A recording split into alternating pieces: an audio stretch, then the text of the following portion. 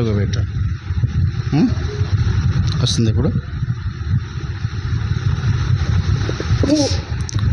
ప్రభు అయిన యేసుక్రీస్తు వారి నామములో మీ అందరికీ వందనాలు. మరొకసారి నన్ను ఆహ్వానించిన స్థానిక సంఘ కాపరి ప్రసాద్ గారికి నా ప్రత్యేకమైన వందనాలు తెలియజేస్తూ ఉన్నాను. ఈరోజు దైవ గ్రంథమైన బైబిల్లో నుండి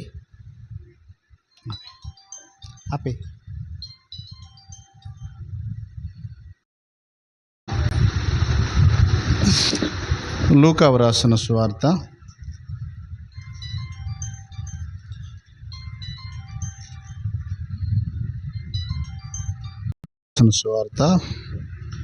24వ అధ్యాయము 5వ వచనాన్ని చదువుకుందాం. వారు భయపడి ముఖమును నేల మోపి ఉండగా, వీరు సజీవుడైన వానిని మీరెందుకు మృతులలో వెదుకుచున్నారు? ఆయన ఇక్కడ లేడు, ఆయన లేచి ఉన్నాడు. ఆయన ఇంకా గలిలయలో ఉండినప్పుడు మనుష్య కుమారుడు ఇష్టులైన మనుషుల చేతికి అప్పగింపబడి సిలువ వేయబడి 3వ దినమందు లేవవలసి ఉన్నదని ఆయన మీతో చెప్పిన మాటను జ్ఞాపకము చేసుకునుడని వారితో చెప్పెను.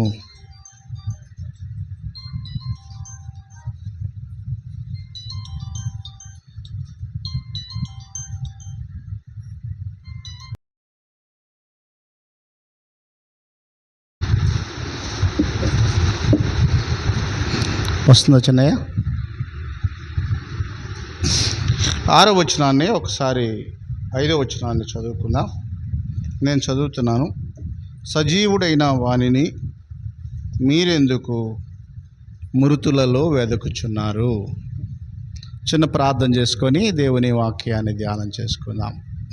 కరుణ సంపన్నుడు అయిన మా ప్రియ పరలోకపు తండ్రి, యేసుక్రీస్తు ప్రభు అమూల్య నామములో మిమ్మల్ని స్తుతిస్తూ ఉన్నాం.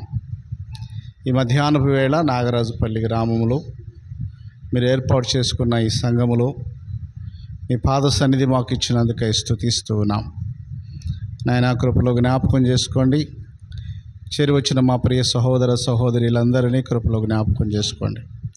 మీ లేఖనములో నుండి మీ మాటలు చదువుకొని ఉంటుండగా అందరి సంగతులు మాకు వివరించి మాతో మాట్లాడండి. మాకు వినగల చెవి, గ్రహించగల మనస్సు, మీ పరిశుద్ధ వాక్కులకు లోబడే స్వభావం దయచేయమని యేసుక్రీస్తు ప్రభు ఘనమైన నామములో ప్రార్థన చేసి వేడుచూ ఉన్నాము తండ్రి, ఆమేన్. ప్రభునందు ప్రియమైన సహోదర సహోదరులారా, ఇప్పటి వరకు అన్నయ్య కొన్ని సంగతులు జ్ఞాపకం చేశాడు.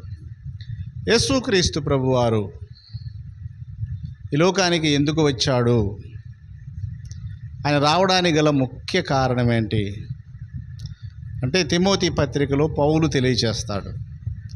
1:15 మనం చూస్తే, పాపులను రక్షించుటకు క్రీస్తు యేసు లోకమునకు వచ్చెను అను వాక్యము నమ్మదగినది, పూర్ణ అంగీకారమునకు యోగ్యమైనది నై ఉన్నది. అలాగైతే ఎందుకు పాపులను రక్షించడానికి వచ్చాడు? పాపులు ఎక్కడికి వెళుతూ ఉన్నారు? పాపుల గతి ఏంటి? మన భాషలో, మన పితరులు చెప్పిన భాషలో, మన పూర్వీకులు చెప్పేవాళ్ళు పాపదవశ్యం నరకం ప్రయాతి అనేవారు. పాపమునకు శిక్ష, పాపానికి ఫలితం నరకం. ఎవరు పాపం చేశారు అంటే మళ్ళా ప్రశ్నే. నేను ఏ పాపం చేయలేదనే వాళ్ళు ఎక్కువ మంది ఉన్నారు కదా. నేను పుట్టిన దగ్గర నుంచి చీమకు కూడా అపకారం చేయలేదయ్యా అంటారు. ఇవన్నీ ఉత్తుత్త మాటలు, అబద్ధాలు. పుట్టిన ప్రతి మానవుడు కూడా ఏమై ఉన్నాడు? జన్మన జాయతే శూద్రః కర్మన జాయతే ద్విజః అన్నారు. జన్మముతోటి మానవుడు శూద్రుడు, ఏ కులం వాడైనా. ఈనాడు చాలామంది మనల్ని శూద్రులు అంటున్నారు. కాదు, తల్లి గర్భములో నుండి పుట్టిన వాడు ఎవడైనా, వాడు ఏ కులం వాడైనా, ఏ మతం వాడైనా శూద్రుడే. అంటే అంటరాని వాడు కదండి. నవమాసాలు మోసి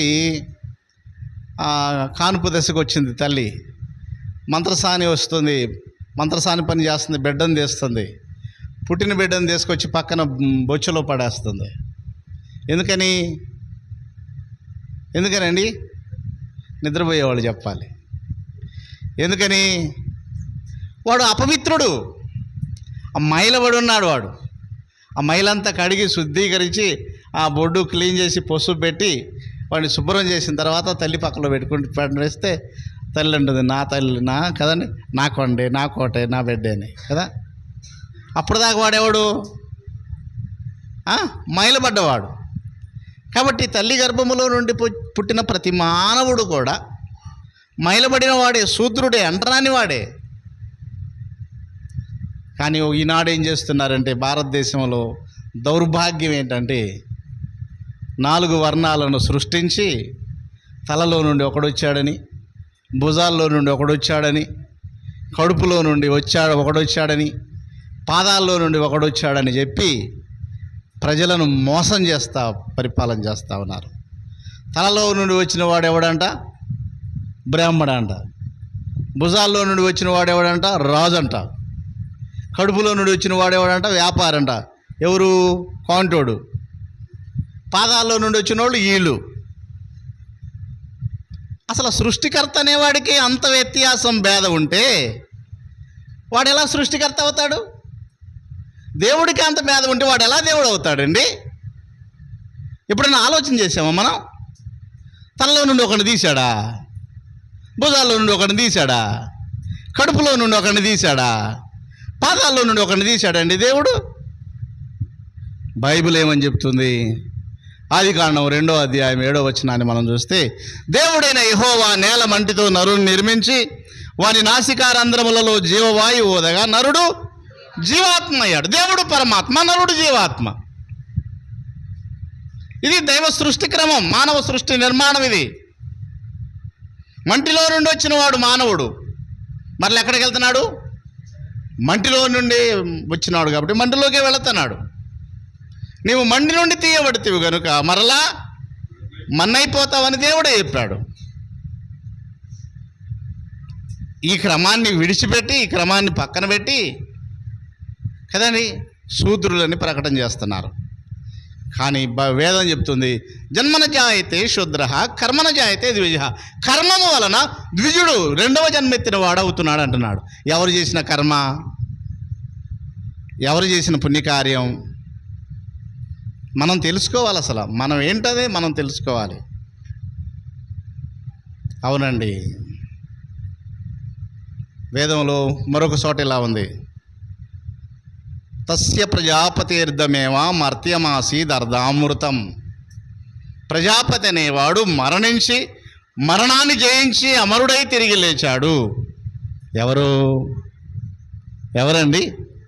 మరణించి తిరిగి లేచిన వాడు సృష్టిలో ఎవరు? యేసు ప్రభు ఒక్కడే. ఇంకెవరు మానవుల కొరకు మరణించలేదు, ఇంకెవరు మానవుల కొరకు ప్రాణం పెట్టలేదు. సహజంగా దేవుడని ఎవరు అంటారు చెప్పండి అమ్మా? దేవుడు అని ఎవరిని అంటారు? చెప్పలేదమ్మా. మనం ఏదైనా అపాయకరమైన పరిస్థితిలో ఉన్నాం. సరే, నేనే అపాయకరమైన పరిస్థితిలో వచ్చినాను. పడబోయే టైంలో చెన్నారావాన్ని వచ్చి పట్టుకున్నాడు నన్ను. దేవుడిలాగా వచ్చి కాపాడేవంట. అంతే. అంటే ఆపదలో నుండి, అపాయంలో నుండి, సమస్యల్లో నుండి, ఇబ్బందుల్లో నుండి మనలను రక్షించేవాడు దేవుడు. అసలు దేవుడు ఏమి కాడు? ఒక మాట చదవండి, అపోస్తుల కార్యగ్రంథం 17వ అధ్యాయము 24వ వచనం. అపోస్తుల కార్యగ్రంథం 17వ అధ్యాయం 24వ వచనం చదవాలి.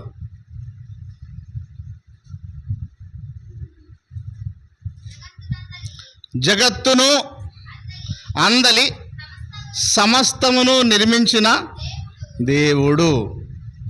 జగత్తును అందలి సమస్తమును నిర్మించిన దేవుడు తానే ఆకాశమునకును భూమికిని ప్రభువై ఉన్నందున, అదుగోండి హస్తకృతములంటే మానవ నిర్మితమైన, మానవ చేతులతో నిర్మితమైన ఆలయములలో నివసింపడు.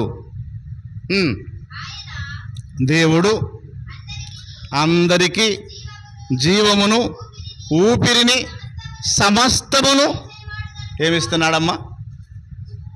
దేవుడు అందరికీ ఏమిస్తున్నాడు? జీవమును, ఊపిరిని, సమస్తమును దయచేవాడు గనక తనకు ఏదైనాను, దేవుడికి ఏం కొదవండి? దేవునికి ఏం కొదవా చెప్పండి? నేను ఒకసారి కేరళ నుంచి వస్తున్నాను. ట్రైను రేణిగుంట దాటింది. అంటే రేణిగుంట జంక్షన్లో నుండి వస్తుంది. రేణిగుంట దాటిన తర్వాత కొంతమంది ఎక్కారు. నేను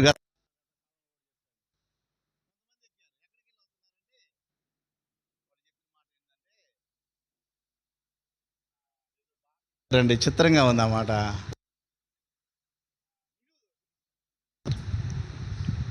ఏమంట?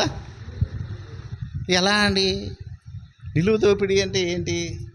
దేవుడు మొత్తం దోసుకున్నాడు, ఒంటి మీద ఇవన్నీ దోసుకున్నాడు. అంటే ఆయనకి లేదండి, లేవనేగా అర్థం. లేవనేగా మనకి తీసుకుంటున్నాడంటే వానికి లేవనేగా. ఎంత అమాయకులండి జనాలు. ఇక్కడ ఏమంటున్నాడు? మన చదువమ్మా, తనకు ఏదైనాను కొదువై ఉన్నట్టు మనుషుల చేతులతో సేవింపబడేవాడు కాడు దేవుడు.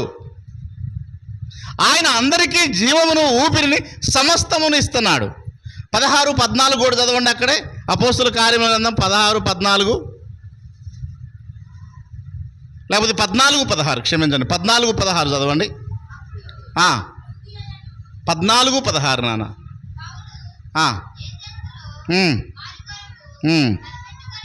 అపోస్తుల కార్యములు 14-16. అదిగోండి, అది కాదు. ఆయన గత కాలములలో సమస్త జనులను తమ తమ మార్గముల నడవనిచ్చెను. అయినను ఆయన ఆకాశము నుండి మీకు వర్షమును, ఫలవంతములైన ఋతువులను దయచేయచు, ఆహారమును అనుగ్రహించుచు, ఉల్లాసముతో మీ హృదయమును తృప్తిపరచుచు, మేలు చేయుట చేత. దేవుడు ఎవరండి? దేవుడు ఎవరండి చెప్పండమ్మా. 145వ కీర్తన 9వ చరణం చదివితే దేవుడు ఎవరో ఏమై ఉన్నాడు మనకు అర్థమైంది. మేలు చేసేవాడు దేవుడు కదండి. 149వ కీర్తన 9వ చరణంలో ఏమనుంది? యెహోవా అందరికీ ఉపకారి. దేవుడు అపకారే, ఉపకారా?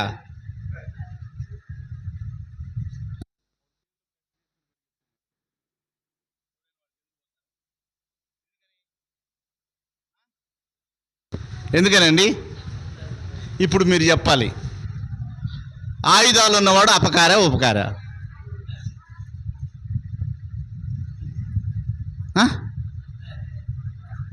చెప్పరేందండి? మరి దేవుడికి ఆయుధాలు అవసరమా? వివేకంతో మనం ఆలోచన చేయాలా. గుడ్డిగా ఏదంటే అది దాన్ని నమ్మక్కర్లేదు మనం. దేవుడు ఉపకారి, మేలు చేసేవాడు. ఆయన అపకారి కాదు.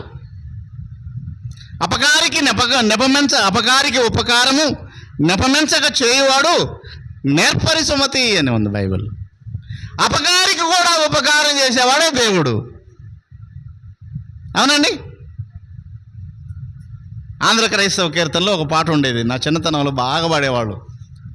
తన్ను జంపు శత్రువులకు దయను చూపేనా, తన నెనరు చూపేనా. ఎవరికి? తనను చంపుతూ ఉన్నారు, చేతుల్లో మేకులు కొడతా ఉన్నారు, పాదాల్లో మేకులు కొట్టారు, శిరస్సును ముండ్ల కిరీటం కొట్టారు కదండి, వీపంతా కొరడాలతో రక్తసిక్తంగా దున్నారు. ఏమన్నాడు ఆయన? తండ్రి, వీరేమి చేయుచున్నారు, వీరు ఎరుగరు వీరిని. ఎవరైనా చెప్పాడా చరిత్రలో?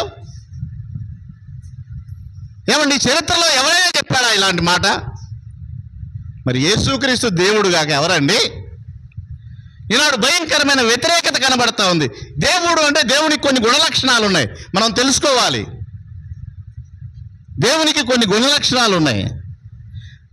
6 దుర్గుణాలు లేనివాడు దేవుడు. కామ, క్రోధ, లోభ, మోహ, మద, మత్సరం అనే 6 చెడ్డ గుణాలు లేనివాడు దేవుడు. ఎవరైనా ఉన్నారా సృష్టిలో? నాగరాజుపల్లి కాలనీలో వాళ్ళు ఉంటే నాకు చూపించండి. ఉన్నారండి? ఈ 6 చెడ్డ గుణాలు లేనివాడు. కామ, క్రోధ, లోభ, మోహ, మద, మత్సరం. మా మనవరాలు చెబుతుంది, లేదని తలకాయిపోతుంది వెనక నుంచి. ఉన్నారా? అవి లేనివాడు ఒకే ఒక్కడు, ఆయనే యేసుక్రీస్తు ప్రభువు. పాపము లేనివాడు, జన్మ పాపము లేనివాడు, కర్మ పాపము లేనివాడు. జన్మలో పాపము లేదు, కర్మలో పాపము లేదు. మానవులను ప్రేమించినవాడు, సృష్టికర్త అయినవాడు, ఈ లోకానికి మానవుడిగా దిగి వచ్చాడు. మనవలందరి కొరకు సిలువ వేయబడ్డాడు, చనిపోయాడు, సమాధి చేయబడ్డాడు. 3వ దినాన ఏం చేశాడు? లేచినాడురా, సమాధి గెలిచినాడురా. లేతునని తా చెప్పినట్టు, లేఖనము నెరవేరునట్లు లేచినాడురా. లేచాడా లేవలేదా? ఎప్పుడు లేచాడు? సంవత్సరానికి ఒకసారి. ఎప్పుడు లేచాడండి? సంవత్సరానికి వస్తారా? మరి ఎప్పుడు లేచాడు? మార్కు సువార్త 16వ అధ్యాయం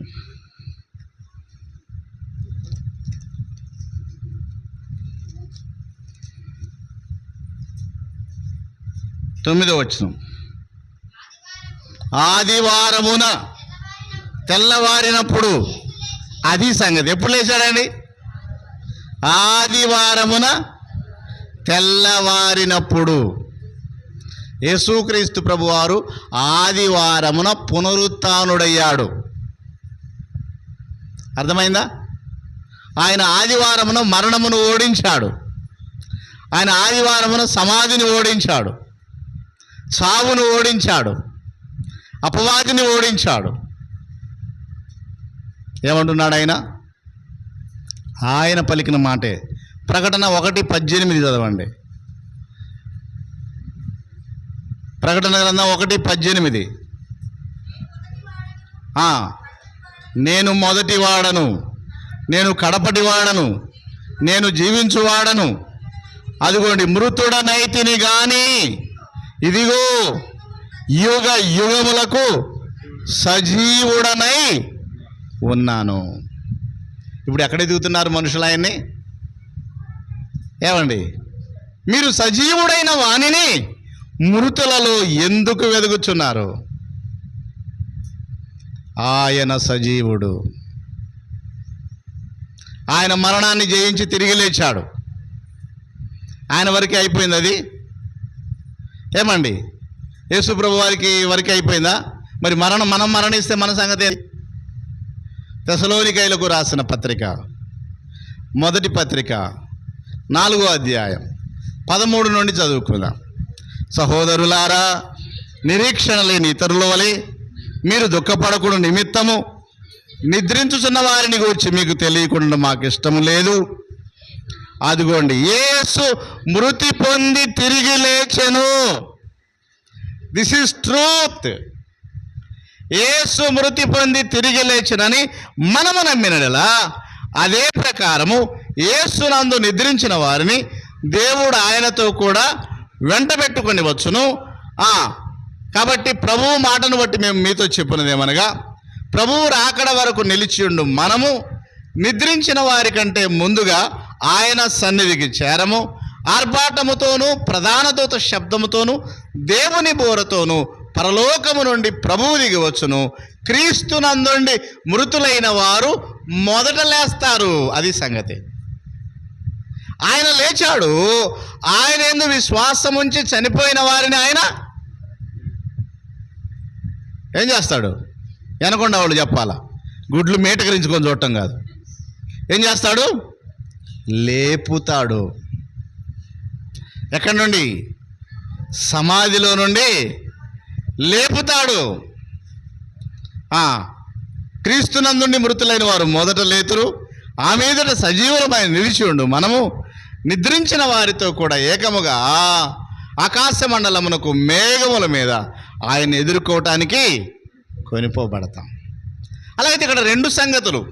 యేసుక్రీస్తు ప్రభువారి పునరుత్థానము ఎందుకు జరిగిందంటే తర్వాత మన పునరుత్థానం ఉంది. ఎందుకు మనం ఆయన పునరుత్థానాన్ని జరుపుకోవాలి అంటే తర్వాత మన పునరుత్థానం ఉంది. యేసునందు నిద్రించిన వారిని, ఎవరైతే యేసు ప్రభువుని నమ్మి చనిపోతారో వారు పునరుత్థానులై తిరిగి లేస్తారు. ఒకవేళ ఆ సమయం అప్పుడు మనం బ్రతికి ఉంటే, నేను చాలాసార్లు మీ మధ్య చెప్పాను, మనం మార్పు పొందుతాం. కొరింథీయులకు రాసిన మొదటి పత్రిక 15వ అధ్యాయం 50 నుండి చదువుకుందాం. కొరింథీయులకు రాసిన మొదటి పత్రిక 15వ అధ్యాయం 50 నుండి చదువుకుందాం. చదువునా. ఇదిగో మీకు ఒక మర్మము చెప్పుచున్నాను, మనమందరము నిద్రించమంటే మరణించము, కానీ నిమిషములో ఎవరు మరణించరు. మనమందరం అంటున్నాడు. ఎవరితో చెప్తున్నాడు? ఓ కొరింథీలో ఉన్న క్రైస్తవులారా, ఓ కొరింథీలో ఉన్న విశ్వాసులారా, మనమందరము నిద్రించము, కానీ నిమిషములో రెప్పపాటున కడపూరం రోగగానే మనమందరము మార్పు పొందుతాము. అప్పుడు మృతులు, అదిగోండి మృతుల పునరుత్థానం, మృతులు అక్షయులుగా లేపబడుదురు. మనము మార్పు పొందుతాం. క్షయమైన ఈ శరీరం అక్షయతను ధరించుకుంటుంది, మర్త్యమైన ఈ శరీరం అమర్త్యతను ధరించుకుంటుంది. నమ్ముతారా మీరు? ఇది ఈ శరీరం మార్పు చెందుతుంది, మహిమ దేహం ధరించుకుంటుంది. నిమిషంలో రెప్పపాటున మార్పు పొందుతాం. మనం క్షయమైపోయి భూమిలో పడి కుళ్ళి నశించి నాశనం అయిపోయే ఈ శరీరము మార్పు చెందుతుంది. మనం మార్పు చెంది ఆకాశ మండలానికి మేఘముల మీద కొనిపోబడతాం. నిమిషములో రెప్పపాటులో జరిగే గొప్ప కార్యం అది. అలాగైతే ప్రభువు పునరుత్థానుడు, ఆయన మరణమును జయించాడు, ఆయన చావును జయించాడు, ఆయన సమాధిని జయించాడు. ఆయన యందు విశ్వాసం ఉంచిన వారికి కూడా అది అనుగ్రహిస్తున్నాడు. విశ్వాసం ఉంచారా? ఆత్మరక్షణ పొందారా?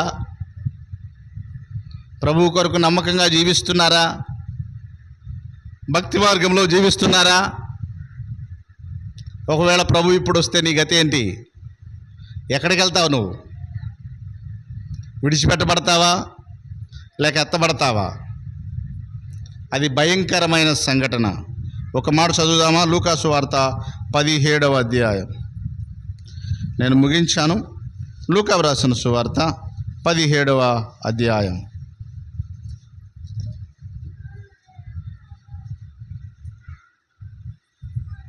31 నుండి చదువుకుందాం.